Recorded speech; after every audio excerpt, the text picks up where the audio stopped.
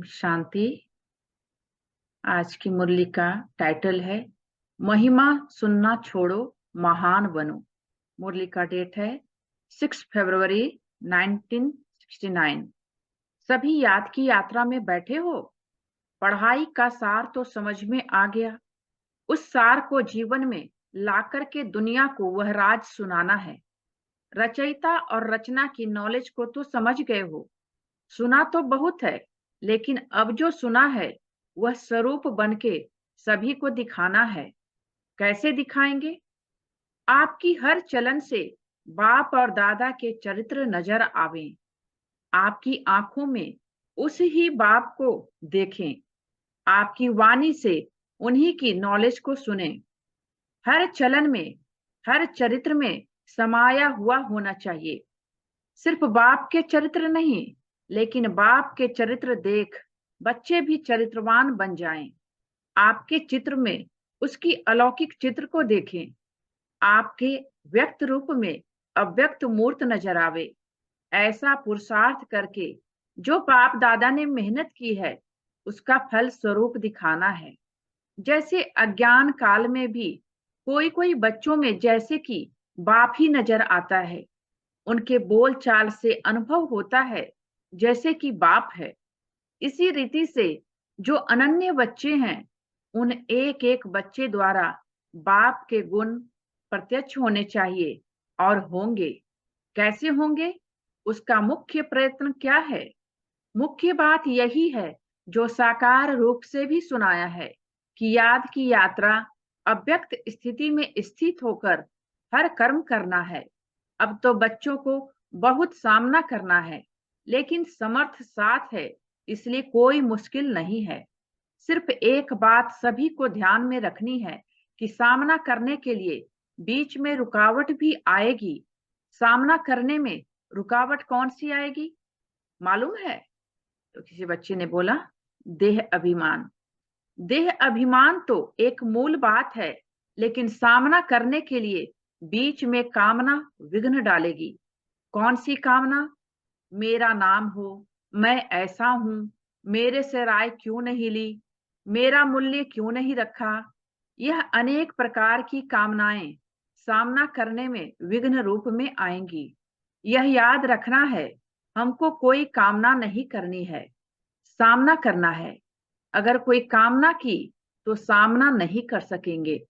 और अव्यक्त स्थिति में महान बनने के लिए एक बात जो कहते रहते हैं, वह धारण कर ली तो बहुत जल्दी और सहज अव्यक्त स्थिति में स्थित हो जाएंगे। वह कौन सी बात?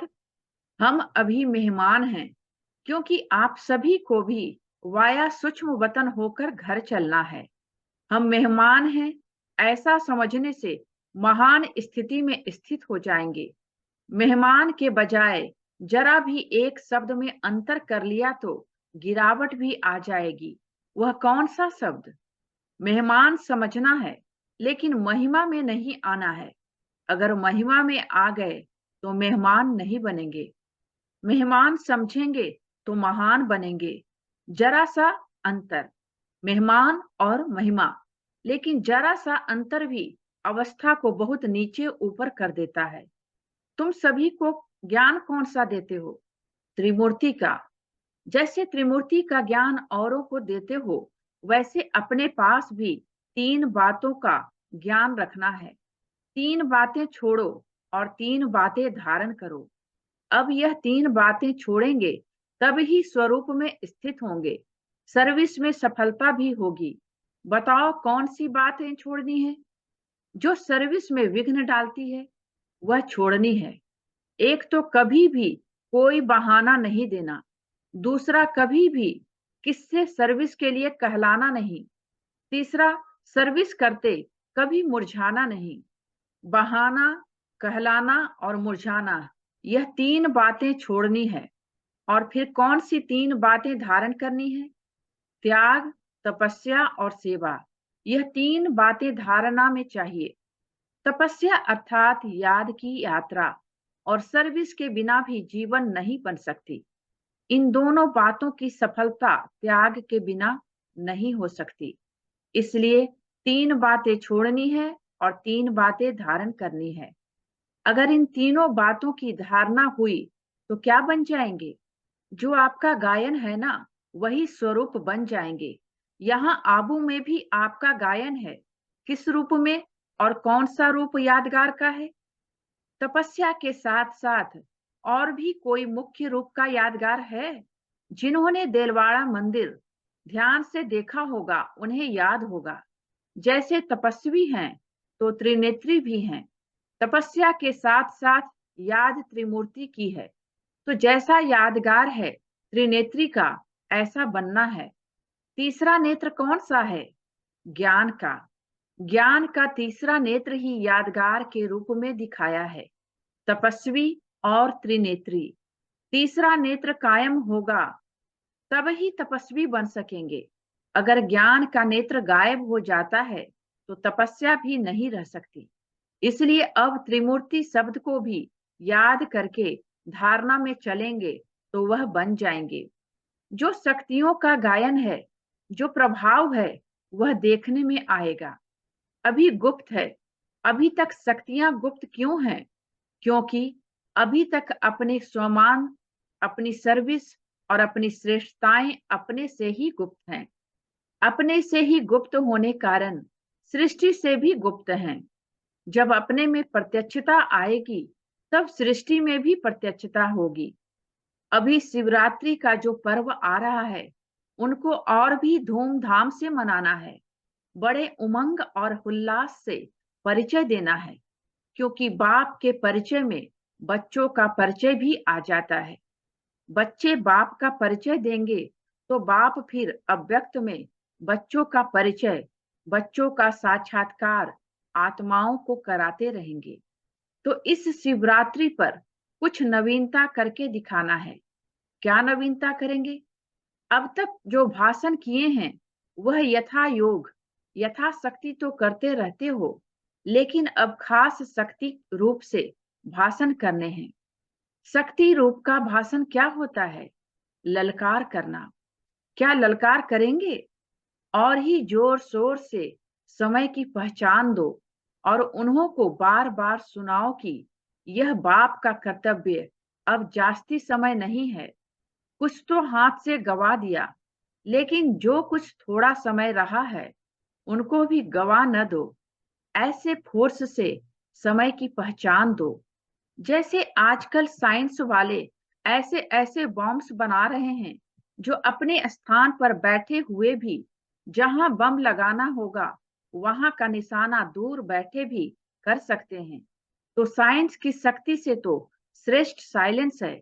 जैसे वह साइंस के गोले बनाते हैं, वैसे अब शक्तियों को साइलेंस की शक्ति से गोले फेंकने हैं। शुरू शुरू में शक्तियों की ललकार ही चलती थी। अभी शुरू जैसे ललकार नहीं है। अभी विस्तार में पड़ गए हैं। विस्तार में पड़ने से ललकार का रूप गुप्त हो गया है। अभी फिर से बीज रूप अवस्था में स्थित होकर ललकार करो। उस ललकार से कईयों में बीज पड़ सकता है, लेकिन बीज रूप स्थिति में स्थित रहेंगे तो अनेक आत्माओं में समय की पहचान और बाप की पहचान का बीज पड़ेगा। अगर बीज रूप स्थिति में स्थित न रहे, सिर्फ विस्तार में चले गए तो क्या होगा? ज्यादा विस्तार से भी वैल्यू नहीं रहेगी, व्यर्थ हो जाएगा। इसलिए बीज रूप स्थिति में स्थित हो, बीज रूप की याद में स्थित हो, फिर बीज डालो। फिर देखना यह बीज का फल कितना अच्छा और सहज निकलता है। अभी तक मेहनत जास्ती की है, प्रत्यक्ष फल कम है। अभी मेहनत कम करो, प्रत्यक्ष फल ज्यादा दिखाओ। स्नेह तो सभी का है ही, लेकिन स्नेह का स्वरूप भी कुछ दिखाना है। यूं तो सदैव इस स्थिति में रहना चाहिए, लेकिन खास शिवरात्रि तक हरेक बच्चे को ऐसा समझना चाहिए जैसे शुरू में आप बच्चों की भट्ठी के प्रोग्राम चलते थे। इसी रीति से हरेक को समझना चाहिए शिवरात्रि तक हमको याद की यात्रा की भट्ठी में ही रहना है। बिल्कुल अव्यक्त स्थिति में स्थित रहने का, अपनी चेकिंग करने का ध्यान रखो। फिर इस अव्यक्त स्थिति का कितना प्रभाव निकलता है। मुश्किल नहीं है, बहुत सहज है। कारोबार में आते हुए भी भट्टी चल सकती है। यह तो आंतरिक स्थिति है। आंतरिक स्थिति का प्रभाव जास्ती पड़ता है। सभी अमृत वेले मुलाकात करते हो। अभी तक ऐसा वायुमंडल नहीं पहुंचा है। अब तक मधुवन वालों ने भी स्नेह का सबूत नहीं दिया है। चारों ओर से बहुत कम बच्चे हैं जिन्होंने स्नेह का सबूत दिया है। बाप का बच्चों से कितना स्नेह था। स्नेह का सबूत प्रैक्टिकल में कितना समय दिया, क्या दिया था, याद है? खास अपनी तबीयत को भी न देखकर क्या सबूत दिया था? अपनी शारीरिक स्थिति को न देखते भी कितना समय खास सर्च लाइट देते थे। कितना समय स्नेह का सबूत दिया। आप कहते थे शरीर पर इफेक्ट आता है, लेकिन बाबा ने अपने शरीर को देखा। यह स्नेह का सबूत था। अब बच्चों को भी रिटर्न में स्नेह का सबूत देना है। जो कर्म करके दिखाया वही करना है। अमृत वेले जैसे साकार रूप में करके दिखाया वैसे ही बच्चों को करना चाहिए। नहीं तो अब तक यही रिजल्ट देखी है। इस बात में अपने दिल को खुश कर लेते हैं। उठे और बैठे, लेकिन वह रुहाब शक्ति स्वरूप की स्मृति नहीं रहती। शक्ति रूप के बदले क्या मिक्स हो गया है? सुस्ती। तो सुस्ती मिक्स होने से मुलाकात करते हैं, लेकिन लाइन क्लियर नहीं होती है। इसलिए मुलाकात से जो अनुभव होना चाहिए वह नहीं कर पाते हैं। मिक्सचर है। यहाँ शुरू करेंगे तो मधुवन वासियों को देख सब करेंगे। मधुवन निवासी जो खास स्नेही है, उनको खास सैक्रिफाइस बलिदान करना है। स्नेह में हमेशा सैक्रिफाइस किया जाता है। अच्छा, ओम शांति। तो थैंक यू बाबा का और थैंक यू आप सबका। ओम शांति।